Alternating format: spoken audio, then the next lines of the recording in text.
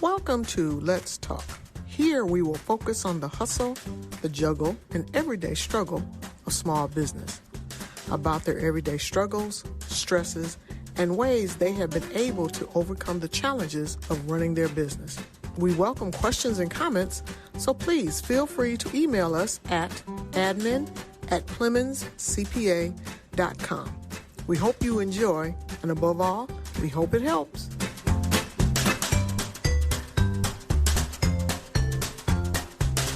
Well, welcome to the Hustle, Juggle, and Struggle of Small Business. I am your hostess, Thalia Williams. Today we have in the studio Mr. Larry Hobbs talking about employee motivation and productivity. Welcome, Larry. Thank you very much. I appreciate the invitation, and I've prepared some comments for this subject because it's very confusing of why are some people motivated and other people are not, and why do some people take pride in their work and other people are sloppy in their work. So it's a really big question in the workplace, not only in manufacturing but in every business. We're seeking people that have motivation and believe in high productivity. Undoubtedly, in this time of year, basically this season in our country and in the planet, hiring is so critical. And a lot of people are still looking for work, as well as employers are looking for employees. So tell me a little bit about what is motivation. Why is that important? The surprising thing is, and I wrote something down, I'll read it to you. Every day we observe people being less productive than they could be. We see waste, inferior products, poor service, people chatting about matters that have little to do with their jobs. And yet sometimes we see the opposite, people applying themselves with enthusiastic effort, high output, and no waste. So in the world of business, we ask ourselves, well, why do some people have this excitement about doing a good job and other people could care less? It's sort of like they're waiting for payday and looking at their wristwatch. So what is motivation? Why is it so important for an individual? Because the scenario or the examples you use there are true across the spectrum. It doesn't matter what industry or business it is, if it's a service or a product. There are those who are just determined to do their best all the time. Then there's others who are, like you say, just biding time, waiting on that paycheck. Yes, it's particularly obvious when we invite a contractor to come to our home and make a repair, or we take our car in for service. There's just a world of difference. It depends on the technician that you get to the result that you get. Mm-hmm. And it's just amazing that sometimes we're very unhappy and sometimes we're just elated and we write and say nice things about the technician. The reason that this motivation and the resulting productivity is important is because of constantly rising costs. We know now that everything costs more, so we expect more, increasing competition, more regulation.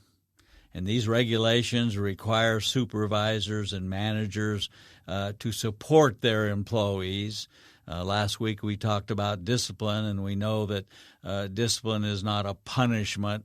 It's supposed to be a form of training. And so people want to be treated with respect, and so we do that in a way to achieve organizational goals. So the big question is, in business, can we really expect to find employees that will be on time, under budget, with high quality, and cheerful at the same time? Ooh, that's a big order right there. That's a tall order.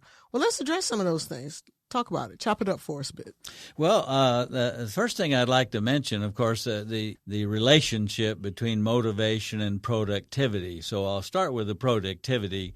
Why is productivity important in the first place? Well, one thing, it raises us individually out of poverty. It provides a profit to owners, shareholders, and employees. It provides taxes for governments.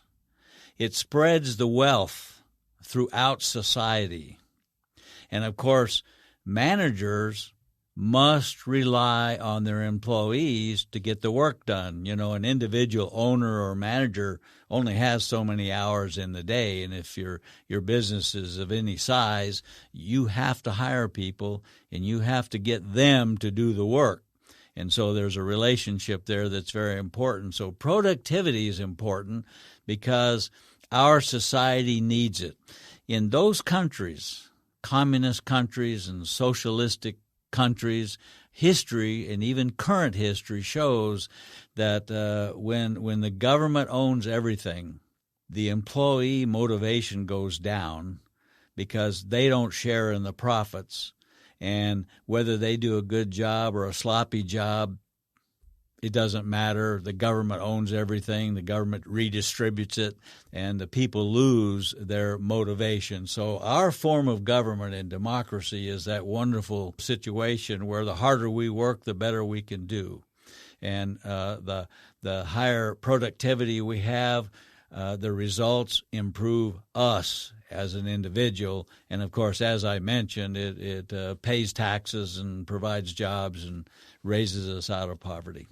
Undoubtedly. Wow. So what type of work values have changed over the years? Because the baby boomers were a different mindset than the millennials are. So how have those work values changed over the years? Well, it used to be, let's say when my dad, your dad, our grandparents, and even before that, there a few years ago, they had strong loyalty to the employer. They had a very strong desire for money and status. They had a strong desire for promotion. They were always looking for opportunity. They were very concerned about job security and stability, and they had a strong identification with work roles rather than personal roles. And that has changed now. The most populous segment of our workforce today are the millennials, and the millennials were born between 1980 and the year 2000. And so they're at that age now where they're between 20 and 50 years old, and it's the largest portion of our workforce. So today, what's changed from the what I just told you a minute ago, there's less loyalty to the employer, less commitment to the organization. They expect the rewards to be geared to their accomplishments.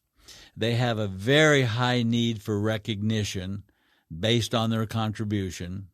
There's a decreasing concern for job security and stability. You know, when you have a good education or a good skill, you're going to find a job. And it almost doesn't matter what city it's in or what state it's in, you'll be okay. And these millennials know that, and of course they believe in a lot of education, and they take that with them.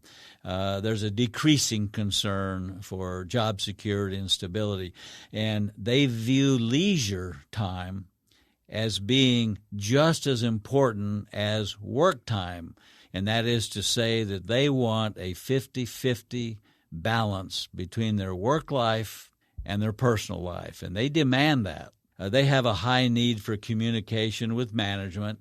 It used to be years and years ago, whatever management said, you didn't argue because you were loyal to the company and you liked the owner, or you liked your manager, or you were afraid of the owner or afraid of the manager, and there weren't as many regulations that protect employees like there are today. So there was not as much communication, certainly not good communication going on within the organization. And then the millennials today, they have a need for personal growth activities. They're into volunteering, they're into hobbies, they're into, mountain climbing and leisure time, and they make enough money so that they can afford these hobbies and leisure time, and they will absolutely demand a balance between work life and personal life. And a lot of them saw their parents only work, and never had time for them, because that's how they became latchkey kids sometimes, and that's how come they weren't able to have as much freedom as they felt they should have. So I can see them demanding. I have a daughter that falls in that age group, and she is truly 50-50. I want work and pleasure balanced as much as possible. And it's no offense to them. It's just the way it is. It's the era they grew up in. We pushed them into education, and they got it. That they did. And that's good for them, and they are highly successful, so to speak. True enough. And those are the ones that almost started the gig economy, because it seems like prior to that, baby boomers weren't looking for a second job. That second job was more or less a hobby that they did on the weekends when they had time to do it. Whereas the millennials and the ages after them are looking like, okay, well, like you said, there's no loyalty because I want to be able to have my cake and eat it too. And that flexibility is what allows them to be in the driver's seat right now of the economy, so to speak, because think about it. There are more individuals that are starting their own businesses now than in the 1950s, in the 1940s. And that's a good thing because that does boost productivity in a lot of areas, but also it creates a challenge for the old school mentality of the owners who run these large corporations or businesses that don't have the mindset to go with the flow or to be able to change, adaptability. So the motivators that motivated them to stay and do a job may not be the same ones that are used to motivate the current workforce that they currently have. That's correct. And the previous generations, the older generations, like our grandparents, they're called traditionalists. And then the people born between 1946 and 1964, those are the baby boomers. And we read a lot during the last 50 years about the baby boomers, and they were a product of their circumstances. And they learned to be very frugal because of the Great Depression from their parents. And the class of people that we're in, the millennials, for instance, help define motivation and productivity today. So let's talk a little bit about what are a few of the approaches for motivation. How can you motivate this generation or this labor force? You talked about that 50-50 balance. Is that one of the key motivators to keeping them happy or keeping them productive? Yes, well, I've done some research on this, and let me share with you. First of all, the most common method that is tried in the workplace is pay. But I'm here to tell you, based on a lot of research, not mine, but management theorists and surveys for the last many years, going really back to the 1950s, has proven that pay is not a motivator. And the easy way to prove that is if we wanted to increase productivity by 10%, we would just give a 10% raise. But what happens when you call someone in and they get their performance evaluation and then you tell them, oh, by the way, you're getting a 10% raise? Well, first of all, they're a little bit happy, but they probably in the back of their mind feel like, why 10%? Why not a little more? Then they start thinking about, well, that's 10% more money. How can I spend that money? And after a couple of weeks, that enthusiasm from the pay raise wears off, and we're right back where we are. Otherwise, we could increase productivity by 50% by giving people 50% raises. It is not a motivator. And I'll tell you a little bit more about that. And in fact, pay raises sometimes are resented. Then there's the scientific management that came back in the 1920s. Scientific management was a method of analyzing. Let's say that you have a pile of coal and you need to move that coal from the railroad car into the factory. So they would hire laborers. And these scientists, they would use a stopwatch and a measuring tape, and they would try to figure out how big should the shovel be. Should it be a square shovel or should it be a round shovel? Should it be a long handle or a short handle?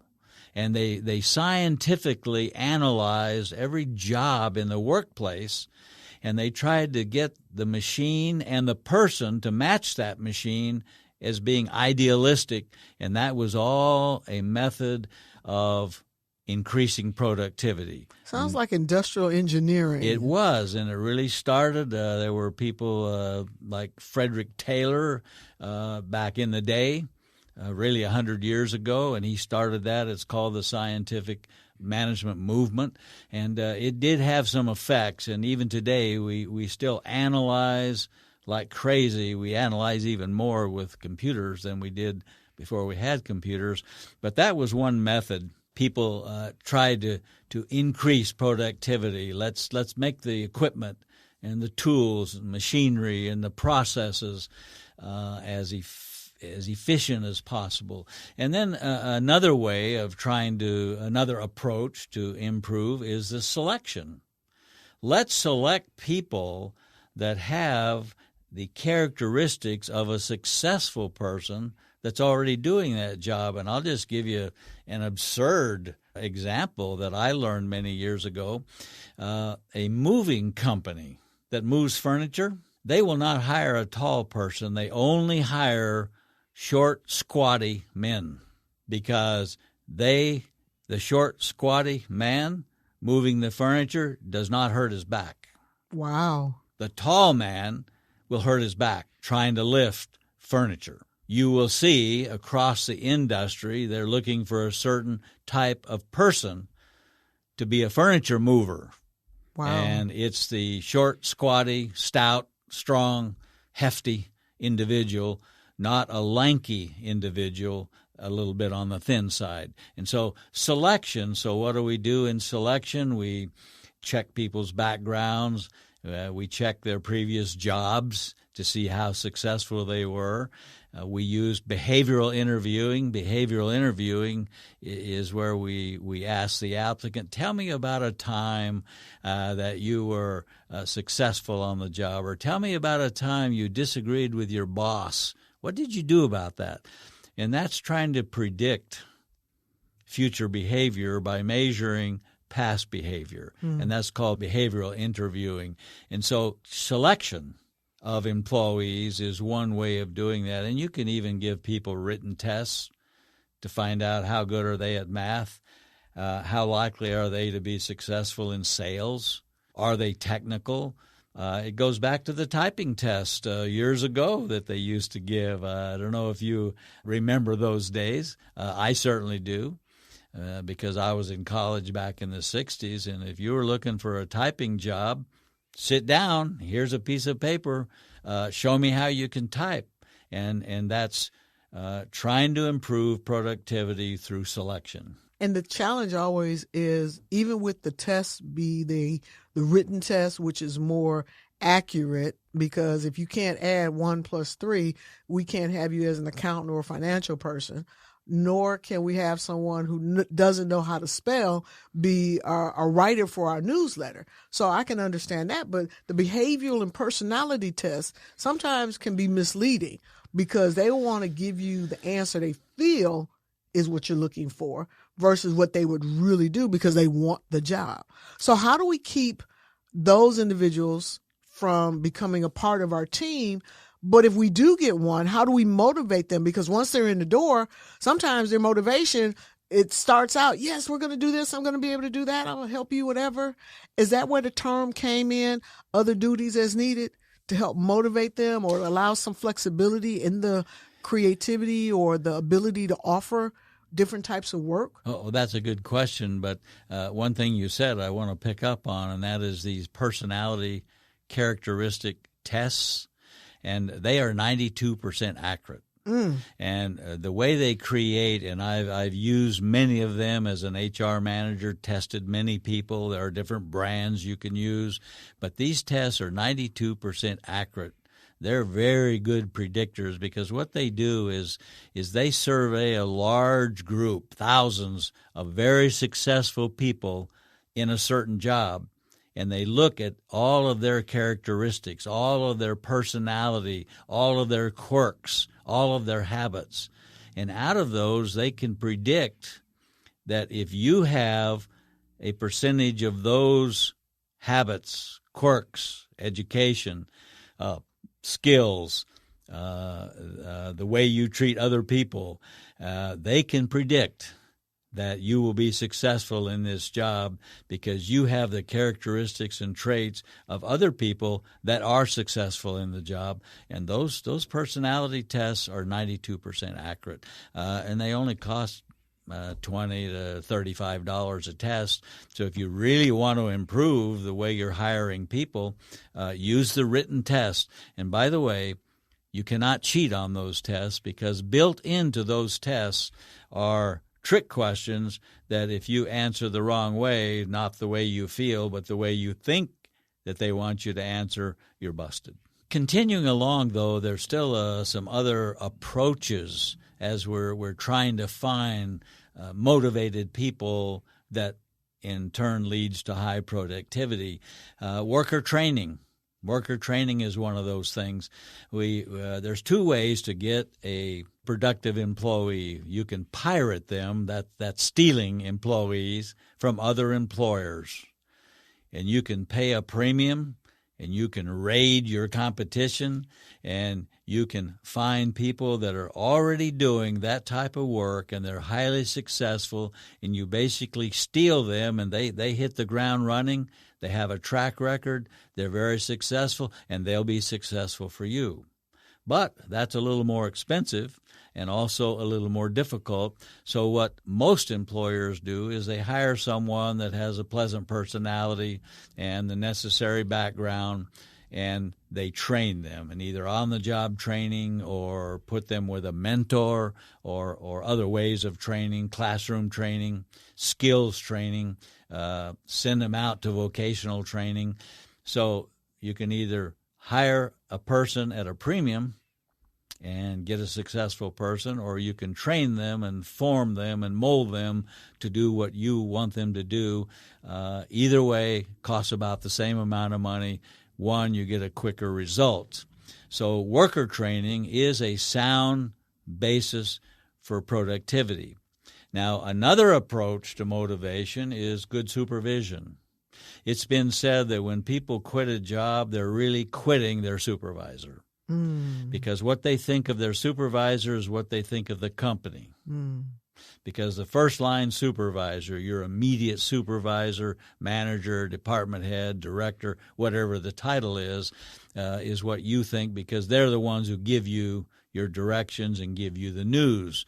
And so if we could improve management supervision, perhaps we could improve longevity on the job, more training, more expertise, more satisfaction. So that's another theory or approach is supervision. If we can increase the style, improve the style of supervision, then probably we can improve production. But I haven't even gotten to the most common method of motivation, and that's the old fear.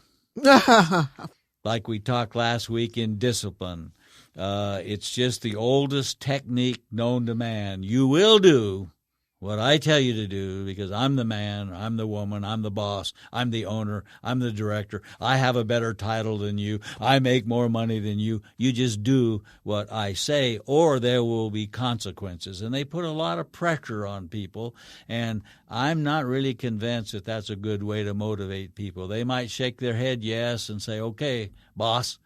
And then as soon as you're out of the room, they're right back to the same speed, the same productivity, the same quality.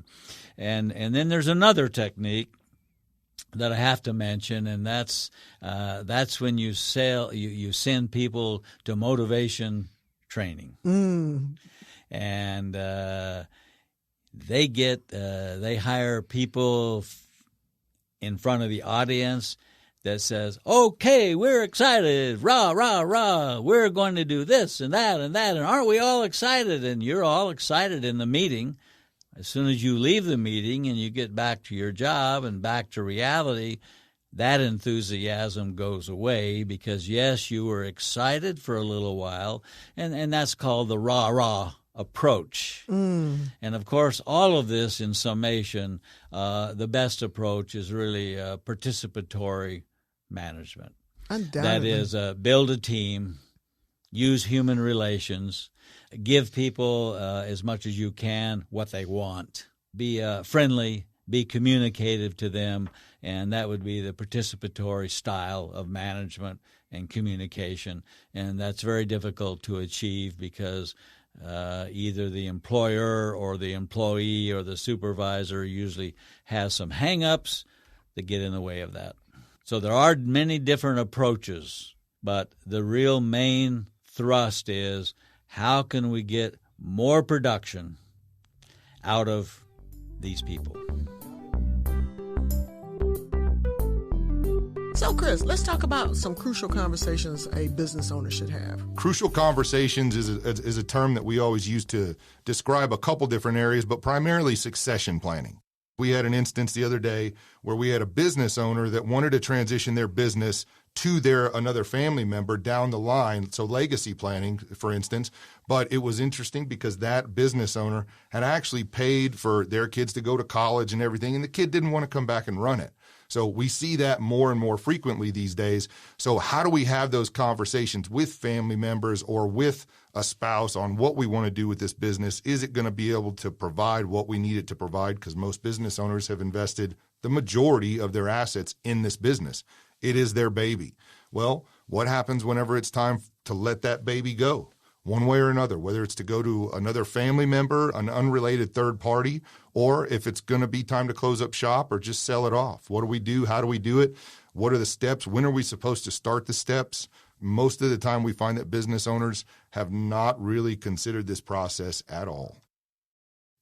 So, Chris, how can we get a hold of you for more information? Well, our main office is in San Antonio off of 281 in Bitters. We also have a website, pontemfinancial.com, P-O-N-T-E-M financial.com. And we're also on LinkedIn, Facebook, and of course, we have a phone, 210-625-4845, to reach out to a member of my team or myself. Thank you, Chris. Chris Hall is a financial advisor and partner with Pontem Financial in San Antonio, Texas. Securities and advisory services offered through LPL Financial, a registered investment advisor. Member FINRA/SIPC.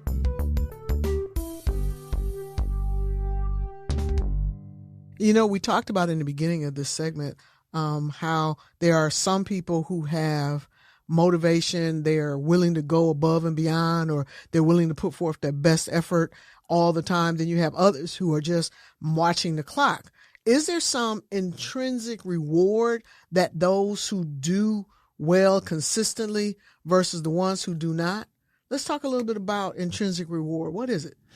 Many years ago, a book came out called How to Win Friends and Influence People. And it's still a popular book, and you can still go to seminars on this subject. But I heard an ad on the radio for success, these success seminars, and it told the story of a little old man who worked in a door factory, and the highest priced doors that this company made were made out of brass, pure brass.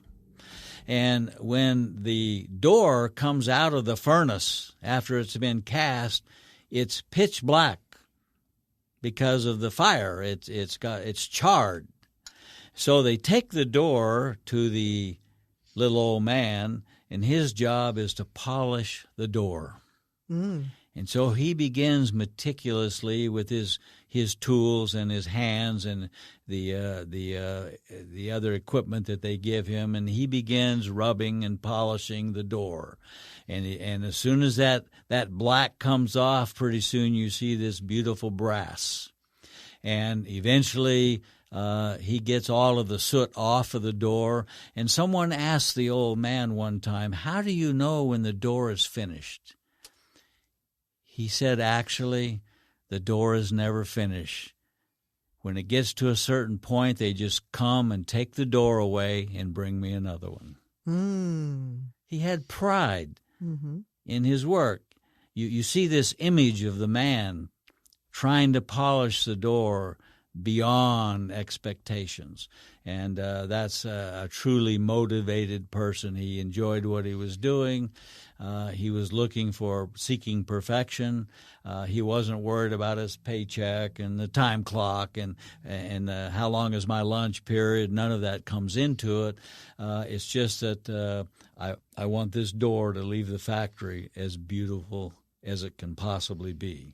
And so he was a motivated individual. The intrinsic rewards are rewards that come from the job itself, not things like pay. The intrinsic rewards, and these are the true motivators of people, are achievement. You feel an inward satisfaction because you've done a good job and you're proud of it. You always like recognition. There are programs of recognition, from getting a 5-year pin to getting a bonus to having a party, to different rewards that companies offer you in recognition, and people like that. The work itself, if you hate the work you do, you really need to find another vocation. Agreed. You just don't like this anymore. It's not just burnout. Burnout is after you've done it a long time and now you're seeking something different. But people have to be satisfied with the work they do, the situation they're in, and the things that come at them every day. They have to enjoy that challenge. So one of the intrinsic rewards is the work itself. Responsibility. You have to be responsible. There are no jobs that I know of where you don't have to be accountable and responsible and achieve some sort of goals, and those have to be measurable. Because if not, you don't have a job. Right. It's not just dollars, but Right. it could be how many pieces were produced, or how much scrap was produced, or how many times were the products rejected and had to be sent back to be redone. Mm-hmm. And in the automotive industry, like a garage, a car dealership where they repair your job, mm-hmm. They pay those workers what's called a book rate. Mm-hmm. And they pay them, say, an hour and a half to repair a certain job. And if they do that job in 20 minutes, they get paid an hour and a half. Mm-hmm. If it takes them 3 hours, they get paid an hour and a half. Yeah. But here's the trick to that. Each of those technicians guarantees their work. Mm. If that work has to come back because they didn't do a satisfactory job, they fix it for free. Mm. They're still losing their time. They just don't get paid for it. That's right, because they were paid for the amount of time that's been calculated to do a successful job. And if they fail to do that, they're going to do it again, and they're going to do it on their own time. And that's a legal labor wage concept. Mm. So we've talked about intrinsic value. So would pay be an extrinsic value? What's that focused on? Yeah, the extrinsic things are what one theorist called hygiene factors. Mm. Hygiene factors are and we all know what hygiene is, taking a shower, for instance, brushing your teeth, combing your hair. You do those over and over and over, but doing them, taking 2 showers doesn't make you any cleaner than taking 1 shower. Taking 5 showers a day wouldn't make you feel any better. And yet some companies give people these extrinsic rewards, and it's not a motivator. Company policy and administration is extrinsic. It's not related to the job. It's outside of the job. Supervision, relationships with the supervision, working conditions are not intrinsic values. And, I see people out there on the side of the highway cutting the grass, hot summer, dusty, dirty, cold winter, windy, but they knew going in what the working conditions are, and they don't mind. They accepted the working conditions. Working conditions are not a motivator. and not a demotivator. They're just part of the job.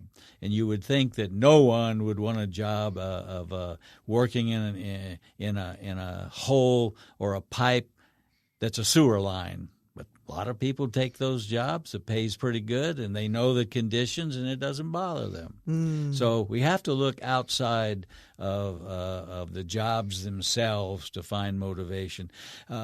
Compensation, as I said earlier, is not a true motivator, because when you get a pay raise, you really don't have increased or improved productivity. Relationships with peers, how do you get along with other people? It's not really related to the job, but it's related to your motivation, your status, your job security. These are extrinsic rewards that are not related to the job and are not motivators. We're looking at how the ability of a supervisor can find the intrinsic and extrinsic to make the individual more productive. The challenge obviously is understanding the mindset of that individual that you've hired. I mean, you have a job as a receptionist or as someone who faces the public.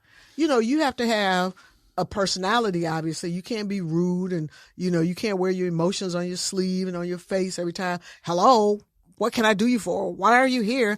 No, you're supposed to be pleasant. But how do you motivate someone who may be going through a challenging time in their lives? And we've talked about in previous episodes about how that supervisor should not get involved in that person's personal life. It's supposed to be, okay, the policy is you're supposed to smile, greet, blah, blah, blah, this particular way. So how does a supervisor tie in intrinsic and extrinsic to make it beneficial for the firm or the company? Well, I think that first they would be very selective. Mm-hmm. I often use an example, the customer service department at Walmart. Mm-hmm. Everybody that's in that line is bringing back a product because it didn't work, or they found it cheaper somewhere else, or they weren't happy with their purchase, or they purchased the wrong thing. And yet, those people that work in the customer service at any major store, they're selected because they don't get angry, they don't get upset. When you come up there and say, I'm really upset about this, they say, well, I'll be glad to help you. Mm-hmm. And they're very calming. And they were hired because of their smile and because of their personality, and they were selected. So one thing for the receptionist is to have hire someone that has through selectivity that has a natural smile, and then through training. You train them how to answer the phone and how to dress and how to address issues and how to be courteous. And, of course, some people are more courteous than others. There's actually a major study by a guy named Frederick Herzberg many, many years ago, and I don't expect people to learn his name or his theory, but he came up with this ridiculous thing. He called the extrinsic things that we consider motivators, he called them hygiene factors. Mm-hmm. And like I mentioned, taking a shower. And there's something interesting about the hygiene factors. Giving people more does not motivate them. But if you ever take it away, it demotivates them. Now, let me give you an example. And this is pretty absurd, but you'll get the point. Let's say you work for a company with 10 employees. And you get along, and everybody works together, and they've all been there a while. So the boss comes along one day, and he says, I've got some profit here, and what I'm going to do to make all of you feel more important and to motivate you is I'm going to build individual private restrooms for all 10 of you. They're going to have brass handles and mirrors and lights, and it's going to have your name on the door. So when you need to go to the restroom or change clothes or wash your hands, whatever you do in the restroom, it'll be your own private restroom instead of the way we have it now. So he spends the money, and everybody has a private restroom. Now, Thalia, how much is that going to improve productivity? Not very. I mean, he's showing them respect. He's spending money on them. He's giving them something, but it's not job related. So he's not going to get, they're going to say, wow, that's pretty corny, but I'll take it and I feel better, and when I go home, I'll talk about it. But after a while, it's just like, okay, I have a private restroom. But here's Frederick Herzberg's hygiene theory. If you ever take it away, you're going to lose motivation and productivity. So this company tools along for a year, and the boss finally figures out, productivity didn't go up a bit, so I'm going to get even with these people. We're going to do away with the private restrooms because I did have to hire an extra janitor, and it does take more supplies and blah, blah, blah, more water and on and on. And he figures out economically he didn't gain anything. So one day he announces, we're tearing all that out and we're going to go back to the other restroom.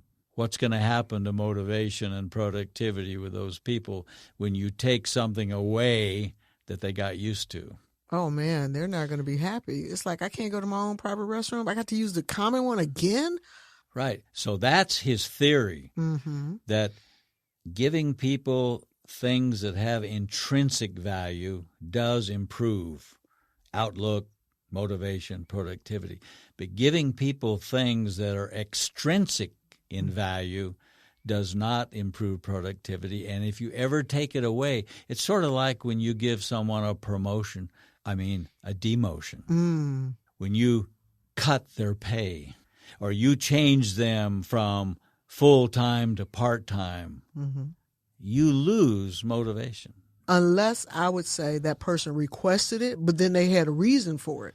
That's right. Then if you're complying with them because it makes business sense, you may have motivated them to do more because they don't have the stressors or whatever the rationale was to go from full-time to part-time. It is a known fact. A lot of people don't realize that, and some of the do-gooders, I call them, the social workers, they say, well, we have millions of people that only have a part-time job. They want that part-time job.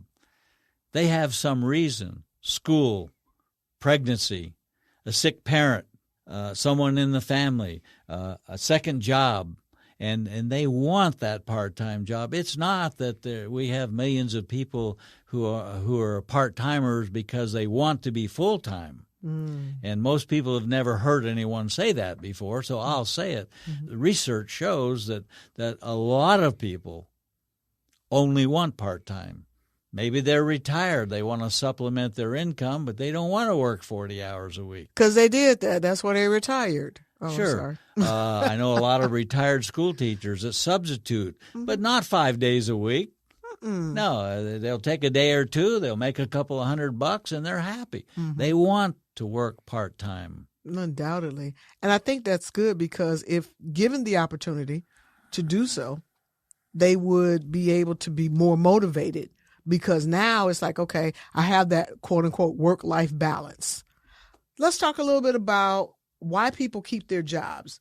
What's this thing I've heard of called the golden handcuffs? It's interesting that after you've been on a job, one of the ways that we reward seniority is we give people pay raises over a period of time, and we give them more time off, vacation, sick leave. We give them maybe their birthday off or personal days, and there's a long list of things that people get when they're a senior employee. I don't mean a senior in age, but I mean when they have seniority over other people. Longevity on the job. Longevity, and they've been there 15, 20, 25 years. And I made a list of some of the things, and these are called the golden handcuffs. And what that really means, it's making fun of people who stay on the job even though they dislike it and even though they're not happy. But think about it. They have insurance. And think about all the different insurances you can get at work. Health insurance, dental, vision, accidental death and dismemberment, disability, life insurance. They offer wellness programs. Companies pay for it. You can get cancer insurance. You can get free flu shots. You can get legal insurance, all of these types of things. Security, meaning that I'll have an income to continue my lifestyle, 401k, programs, pension programs, stock options and stock purchases, shift pay. If you work on the night shift or the weekend shift, you get an extra 50 cents an hour. Time away from work, another benefit. These are extrinsic values. They're not intrinsic. They're not motivators, but people stay because they're hooked on it, and that's why they're called the golden handcuffs. You can get vacation, sick leave, paid time off, paid holidays, funeral leave, voting leave, military leave, and even breaks. The U.S. Department of Labor says that any break of 20 minutes or less must be paid. Mm-hmm. So there you are, sitting at work, getting paid, drinking coffee. Mm. So these are things. And then some companies, as a way of being competitive, they go way beyond the traditional benefits. They might offer tuition reimbursement, college programs, referral. If you refer a good employee to us, we'll give you, the employee, $500. Hiring bonuses, child care, gift matching, profit sharing, bonuses, free beverages at work. And in a lot of the companies now, there's free cafeterias. You get free food and beverages at work, employee discounts, computer purchase programs, time off to volunteer. That's very common in San Antonio. They give each employee 40 hours a year to build a house or paint or to clean up a park and things like that, community service. They offer credit unions and fitness centers right at work. So these are called the golden handcuffs, and they're not motivators. They don't lead to higher productivity, but they do lead to seniority. That is true. Though for some of those would be motivators for me, but I can understand why they would be called golden handcuffs, because they would keep me tied to the company, and my golden parachute that I could depend on would no longer be there if I decided to walk away and become an entrepreneur or to change jobs. You know, I may hate it, like you said, or I just can't stand working there, but the golden handcuffs are keeping me tied there. That's right. Many, many people would like to even make a mid-career change. I always wanted to be a nurse, and yet here I am, a bookkeeper.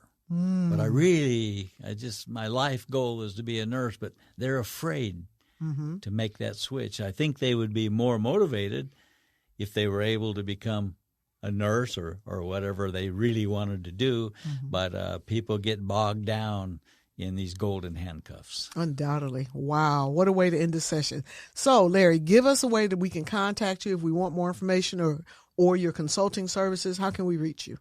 Well, my specialty is anything regarding human resource management. I write a lot of employee handbooks for small employers that don't have HR departments. You can contact me. My website is simply Management Resolve, 2 words combined into one, managementresolve.com. My phone number is in San Antonio, Texas, 210-316-4206. Anyone can call me and ask me an HR question. Telephone consultation is always free.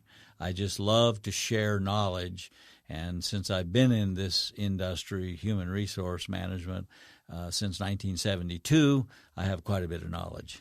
Wow. Well, Larry, we thank you so much. We want you all to have a great rest of your day. Thank you, Larry. Bye-bye now. For more information about any of our guests, or if you have questions and comments, please email us at admin@PlemonsCPA.com. And don't forget to check out our website, PlemonsCPA.com, for upcoming events and workshops in San Antonio. David B Plemons CPA Inc. is providing this podcast as a public service, but it is neither a legal interpretation nor a statement of David B Plemons CPA Inc. policy. Reference to any specific product or entity does not constitute an endorsement or recommendation by David B Plemons CPA Inc. The views expressed by guests are their own, and their appearance on the Hustle, Juggle, and Struggle of Small Business podcast does not imply an endorsement of them or their concepts or any entity they represent. Views and opinions expressed by David B Plemons CPA Inc. employees are those of the employees and do not necessarily reflect the views of David B Plemons CPA Inc. or any of its officials. You should always consult your own investment advisors, attorneys, and accountants before making any decisions concerning your financial matters. If you have any questions about this disclaimer, please contact our office.